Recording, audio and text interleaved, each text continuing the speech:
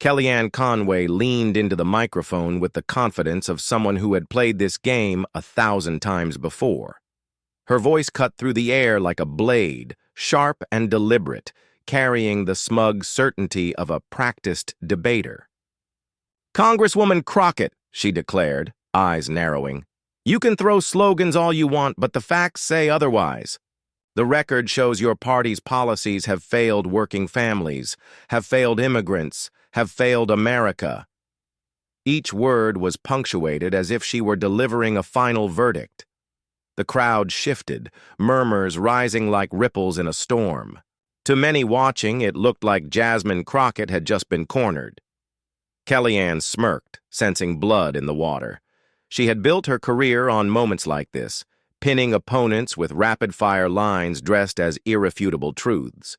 And now, under the bright lights and the gaze of millions, she believed she had trapped the rising congresswoman in the very same web. For a moment, silence fell. Cameras zoomed in. Crockett sat still, almost statuesque, her hands folded in front of her. The tension was palpable, the kind that makes audiences lean forward unconsciously, waiting for either a stumble or a spark. Kellyanne raised her chin ever so slightly, savoring the pause, already imagining the headlines: "Conway schools Crockett with cold facts." But then, Jasmine moved. Not with panic, not with defensive energy, but with the calm assurance of someone who knew exactly what was coming next. She tilted her head, eyes locking on Kellyanne, and the faintest smile curved at the corner of her lips. It wasn't the smile of someone defeated.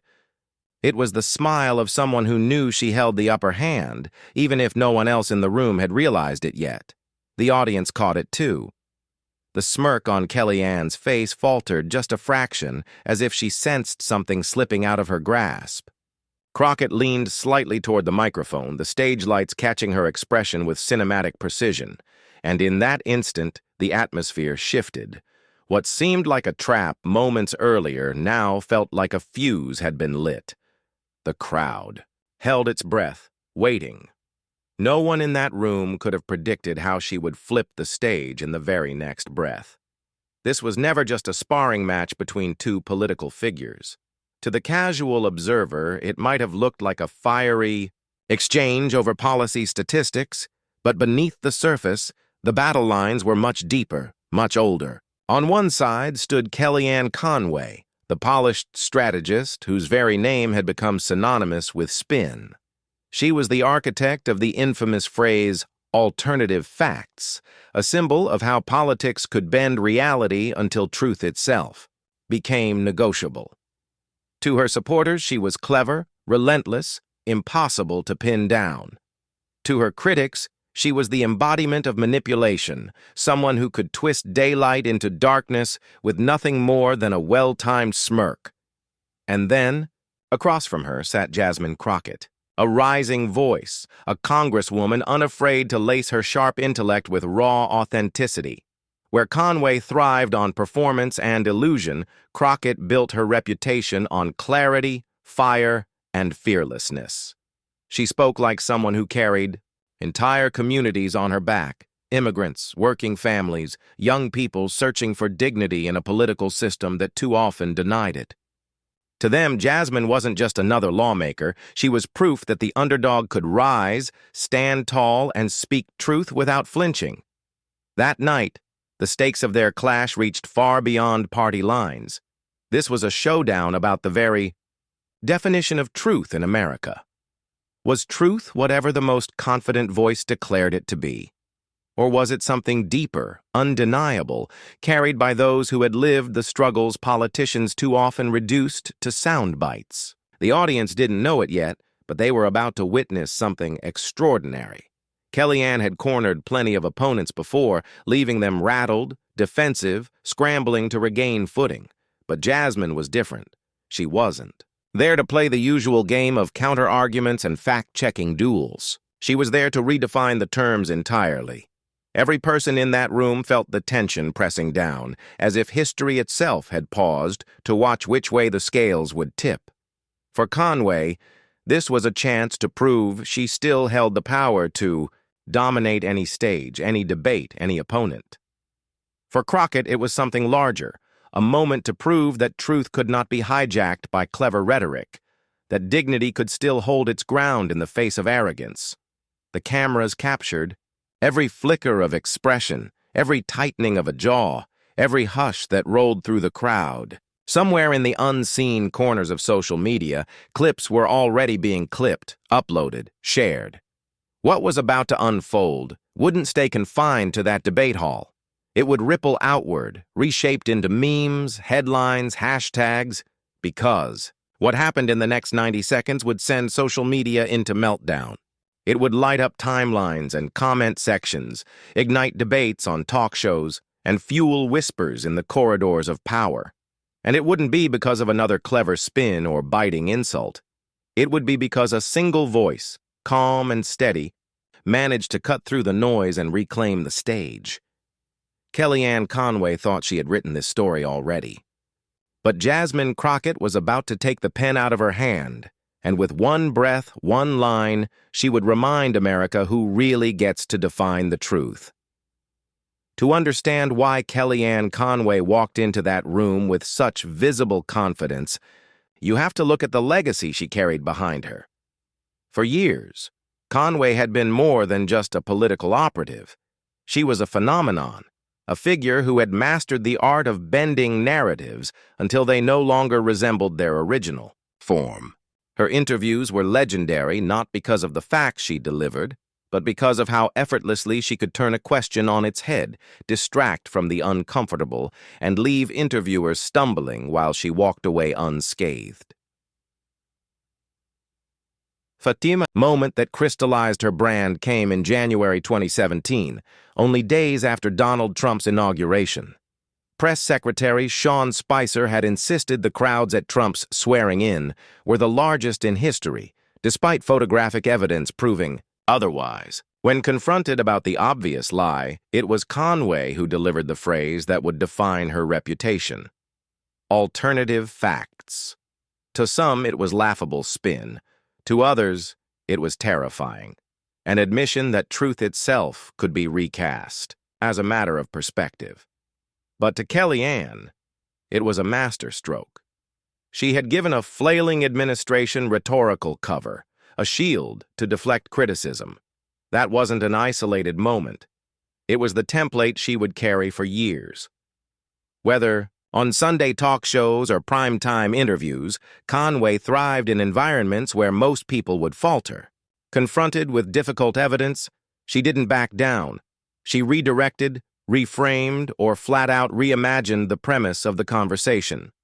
Where others saw contradictions, she saw opportunities. Where others might hesitate, she leaned in with absolute certainty. She had a gift for commanding attention, a magician's sleight of hand with language. Her detractors called her manipulative, shameless, even dangerous. But from Conway's perspective, she was simply smarter, quicker, more ruthless. And in politics, those traits didn't just keep you afloat, they kept you at the center of the storm. It was this very history that explained her posture when she squared off against Jasmine Crockett. She had faced senators, journalists, and veteran anchors, and she had outmaneuvered nearly all of them. Why would this night be any different?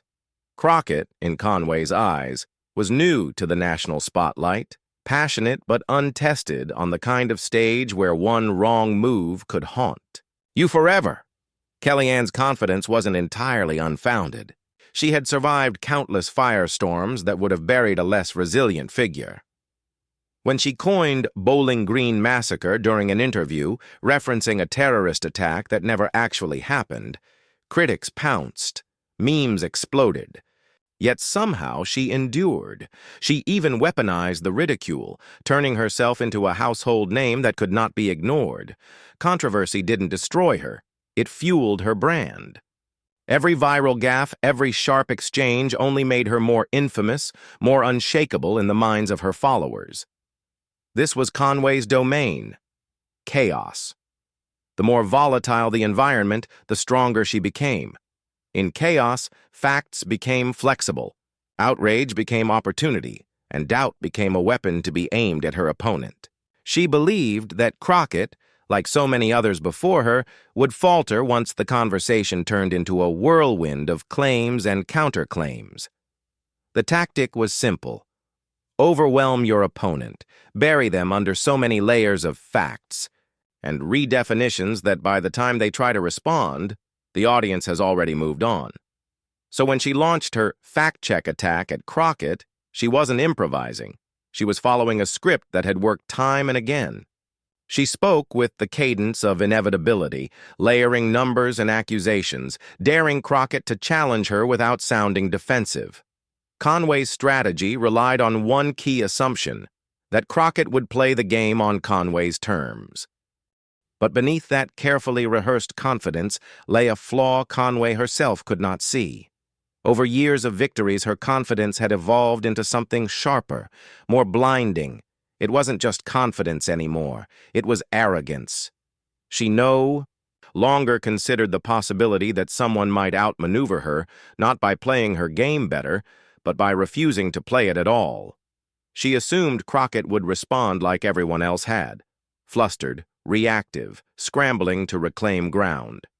In that arrogance was the seed of her undoing, because Jasmine Crockett didn't enter the debate to spar with Kellyanne Conway on the familiar battlefield of twisted facts and verbal sleight of hand. She entered knowing that the only way to win was to flip the entire script, and in that moment, as Conway leaned on the full weight of her history and reputation, she was too blinded by her own sense of mastery to realize what was coming. She thought she was setting the trap. She never stopped to consider that maybe, just maybe, she was walking straight into one herself.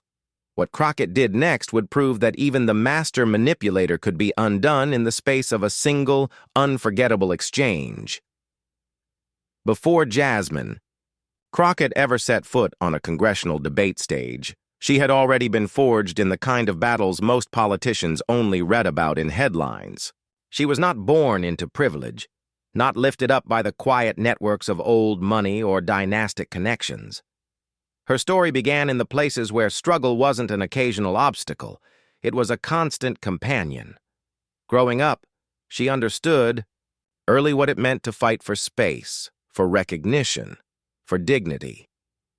When other children dreamed of easy victories, Jasmine dreamed of justice. That dream carried her into the law, a path that would demand every ounce of her grit.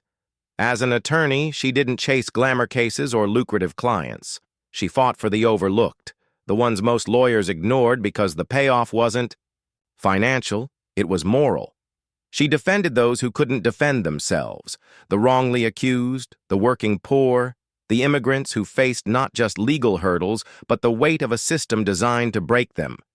In cramped courtrooms with flickering fluorescent lights, Crockett built her armor. She learned to argue with precision because she knew judges had little patience for passion without proof.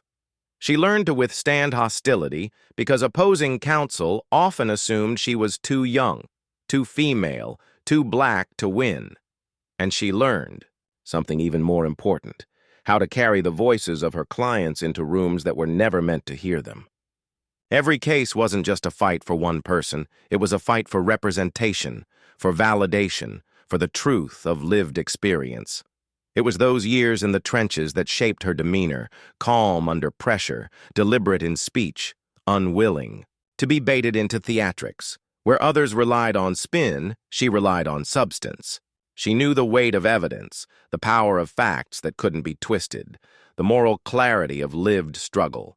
Her transition from attorney to lawmaker was not a leap into the unknown. It was a natural evolution.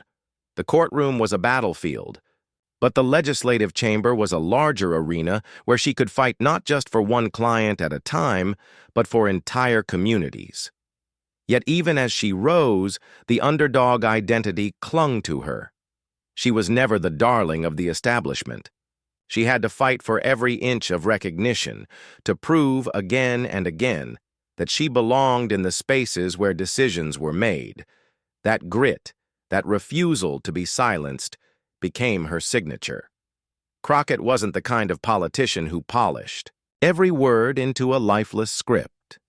She spoke with authenticity, unafraid of showing emotion, unafraid of calling out hypocrisy, unafraid of confronting systems that thrived on intimidation. And for that, she resonated with a new generation of Americans who were tired of watching politics reduced to theater and spin. To them, Crockett was proof that passion and clarity could coexist, that authenticity could triumph over performance. This was what made her the perfect counterweight to Kellyanne Conway. Where Conway's power lay in manipulation, Crockett's lay in transparency.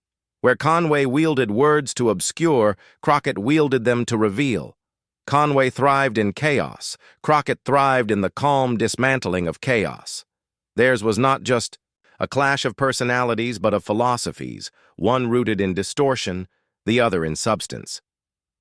Jasmine carried into that debate stage not only her personal history, but the collective weight of the people she had represented for years. When Conway smirked across the table, Jasmine didn't just see a political operative.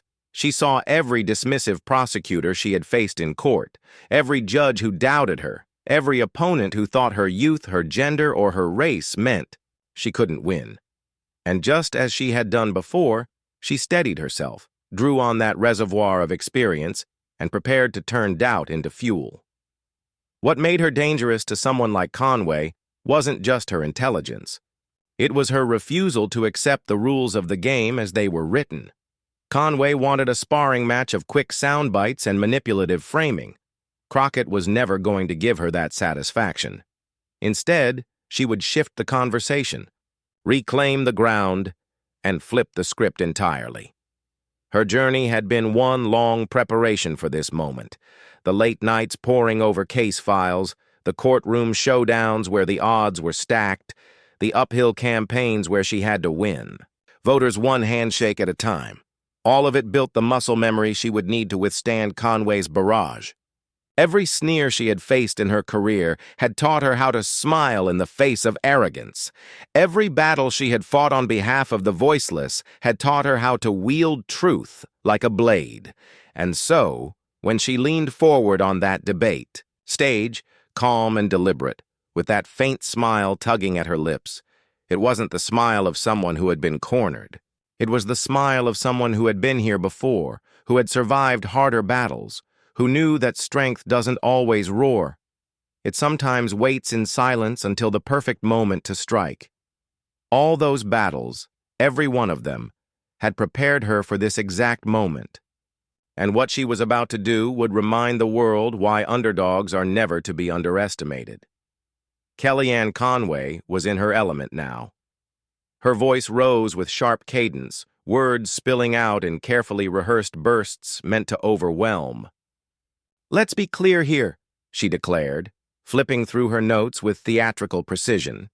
"Your policies have left working-class families worse off, crime rates are up in your districts, and immigrants are not thriving under your so-called reforms.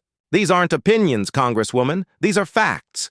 Cold, hard facts." She didn't wait for Crockett to respond.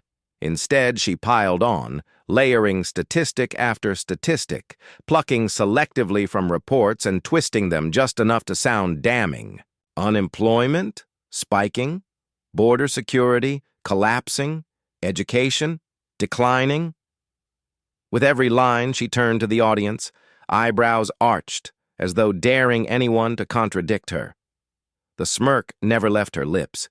It grew sharper with each claim, her confidence swelling with the rhythm of dominance. The tactic was familiar. This was Conway's storm, the whirlwind of facts that didn't give her opponent time to breathe, let alone mount a clear rebuttal. She interrupted, overlapped, pressed harder. "You can't argue with the numbers, Jasmine. You can't argue with reality." The audience felt it. The weight of the barrage, the sensation of an avalanche crashing down. Some shifted uncomfortably, unsure if Crockett could withstand it.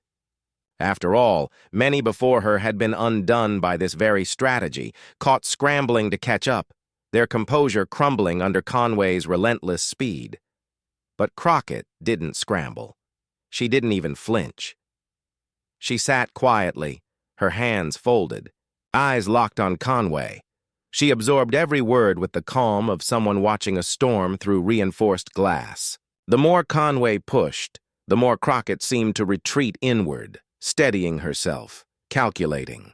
Her stillness was unnerving, almost cinematic in contrast to the flurry unfolding across the stage, and the audience began to sense it too.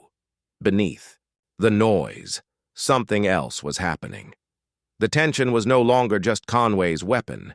It was shifting, pooling in the silence around Crockett. Each smirk, each interruption, each jab Conway delivered only seemed to tighten the coil further, as though Jasmine was drawing the energy in, waiting. Conway, blinded by her own momentum, mistook the silence for surrender. "See," she laughed, tossing her hair back. When faced with facts, the Congresswoman has nothing to say. Nothing. This is exactly what happens when slogans meet reality. You're all watching it unfold. Her laughter rippled across the room, but it was brittle, carried more by performance than substance. And for the first time, a murmur stirred in the audience, not of approval, but of anticipation. They weren't looking at Conway anymore. They were looking at Crockett, waiting to see what she would do. Because silence has a weight, and Crockett's silence was no accident.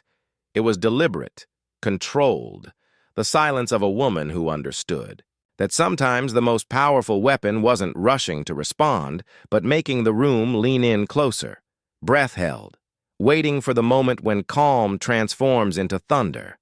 The camera zoomed in. Crockett's eyes never wavered, her expression calm, even serene. She allowed Conway's words to hang in the air, allowed them to echo just long enough to reveal their own hollowness. And then, without warning, Crockett shifted.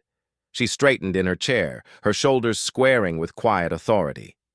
The faint smile returned, not mocking, not defensive, but confident, resolute. The murmurs in the audience quieted instantly. Every eye locked on her, every camera lens trained on the small movement, as if instinctively recognizing the shift in energy.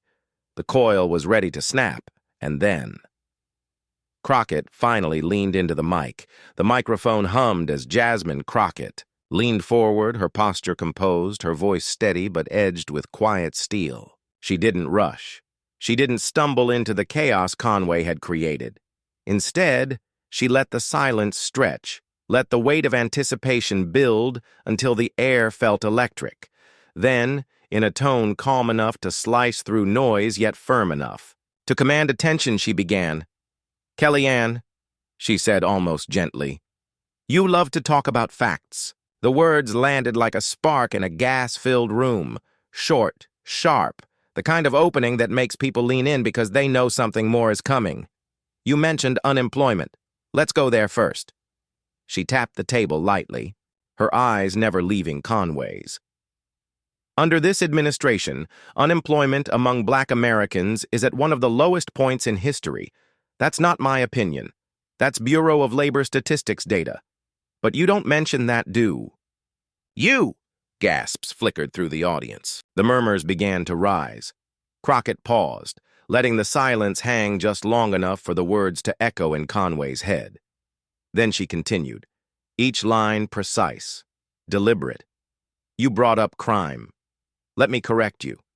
In my district, violent. Crime has dropped by double digits in the past year. Those are police department records, actual data. You know this, but you cherry-pick numbers out of context because chaos is your comfort zone. I live in reality. I work in reality. My constituents live in reality." Kellyanne shifted slightly, a flicker of unease betraying the mask of her smirk. Crockett caught it, pressed forward, her tone unshaken. "And border security? Let's talk facts again.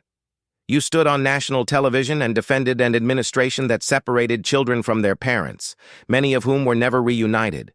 That's not a statistic. That's a moral failure. That's cruelty disguised as policy. So if we're talking about security, let's first secure our values." The room broke into a low rumble, some gasping, some clapping, the energy shifting. unmistakably. Crockett's rhythm was deliberate, her words cutting like scalpels, each rebuttal dismantling the architecture Conway had built.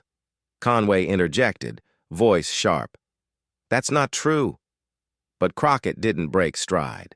She simply raised her hand, not aggressively but firmly enough to silence the interruption. The gesture carried more authority than a dozen shouted retorts. The audience hushed. "You see," she continued, her voice now stronger, "this is your trick. Overwhelm, confuse, bury. You hope people won't have the time to notice the holes, but the problem with spin is that sooner or later it gets dizzy. And the truth? The truth stands straight." The line landed like a blow. Gasps erupted again, followed by a ripple of applause. Conway's smirk faltered further, her eyes darting briefly to the crowd, searching for validation that wasn't there. Crockett leaned back slightly, allowing herself a breath, then leaned forward again with surgical timing. "You've made a career out of selling alternative facts. You turned dishonesty into an art form. But here's the difference between you and me. You manipulate data to fit your story. I let the story be told by the data itself. You try to confuse America into silence. I speak to make sure America remembers its voice." Her voice dropped, lower, more intimate, as if speaking not just to the room but to the millions watching beyond the cameras. "And here's the truth that can't be twisted. Dignity matters. Humanity matters. And leadership isn't about how loud you can spin, it's about how clearly you can serve." The crowd erupted this time, applause breaking through like thunder. Conway's face flushed under the lights. She adjusted her papers nervously, her fingers betraying the first visible crack in her carefully constructed armor. Crockett wasn't finished. She leaned in one final time, voice calm, resolute, unshaken. "So let's not pretend this is about me being silent. I was listening. I was waiting. Because unlike you, I don't mistake noise for strength. And unlike you, I don't come here to win an argument. I come here to tell the truth. And the truth, Kellyanne, is this: your facts collapse the moment they meet reality." The words hung in the air like a gavel striking down. For a moment, there was silence. A heavy, breathless silence. Then the room erupted. Cheers, claps, people rising from their seats. The energy surged like a wave, rolling through every corner of the hall. Conway sat frozen, her trademark smirk gone, her posture stiff, the hunter now unmistakably the hunted. Jasmine Crockett didn't gloat. She didn't grandstand. She simply folded her hands again, calm, composed, as though she had merely spoken the inevitable. The stage had flipped, instantly and decisively, and somewhere in that charged silence between applause and disbelief, one truth was undeniable. The master manipulator had been undone by the one thing she could never twist: clarity. But, as the cheers filled the hall, no one yet realized just how far the shockwaves of this moment would travel. The moment Jasmine Crockett delivered her final line, the clip was already on its way to becoming digital fire. Within minutes, Twitter ATEX lit up with hashtags that climbed the trending charts like rockets. A Crockett clarity, mic drop moment, alternative facts destroyed. Screenshots of Conway's frozen expression circulated at lightning speed, spliced with Crockett's calm, unshaken gaze. The contrast was too perfect, an internet meme waiting to be born and the internet delivered. One viral edit paired Conway's stunned silence with the sound of a record scratch, followed by text flashing on screen. And that's when she knew. Another stitched Crockett's rebuttals into a TikTok set to triumphant hip-hop beats, every pause landing like a bass drop. Millions of views poured in within hours, turning a debate stage into a cultural battleground where one woman's composure became the anthem of the moment. Commentators across the spectrum scrambled to weigh in. Progressive outlets hailed Crockett as the truth-teller America needed in that instant. Even some centrist pundits, often hesitant to pick sides, acknowledged her clarity. This wasn't performance, one columnist tweeted. This was precision. Crockett fact-checked Kellyanne with Kellyanne's own playbook. And won. Late-night hosts couldn't resist.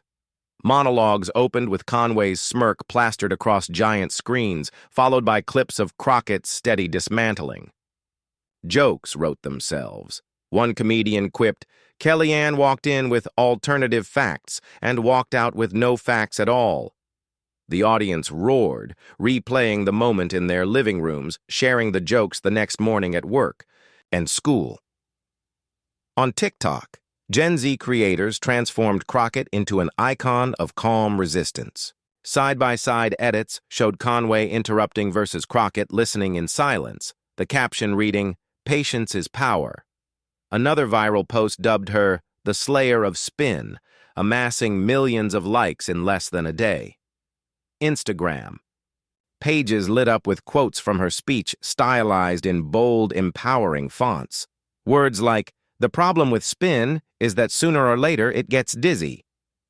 For immigrants, activists, and everyday citizens tired of manipulation masquerading as truth, the moment was more than entertainment. It was validation. Comment sections filled with messages like, "Finally, someone who didn't let her gaslight the room." Others wrote, "I've waited years to see Kellyanne shut down like this. Crockett gave us that gift." Conway, once the architect of viral spin herself, found the tables brutally turned. Where she had once thrived in the chaos of sound bites and interruptions, she now became the subject of endless GIFs, captions, and satirical remixes. The irony was not lost on anyone. The queen of the quick clip had been dethroned by the very medium she once dominated. But the ripple effect went deeper than memes and hashtags. On political panels the next day, Crockett's moment was dissected as a turning point in how progressive voices could stand up against seasoned spin doctors. Strategists noted how she had refused to meet fire with fire, instead wielding calm as a weapon. "This wasn't just a debate moment," one analyst said on live television. "This was a cultural reset. It showed that substance, delivered with clarity, can still win in an age of noise." And the validation spread.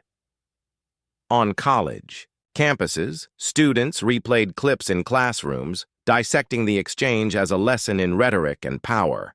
On community radio shows, callers phoned in to describe how Crockett's words reminded them of their own struggles, of staying calm when others tried to talk over them, of holding their ground when their truths were questioned. Crockett's composure had become not just a political stance, but a personal one, inspiring people far beyond the world of Washington. Meanwhile, Conway faced the rare experience of silence.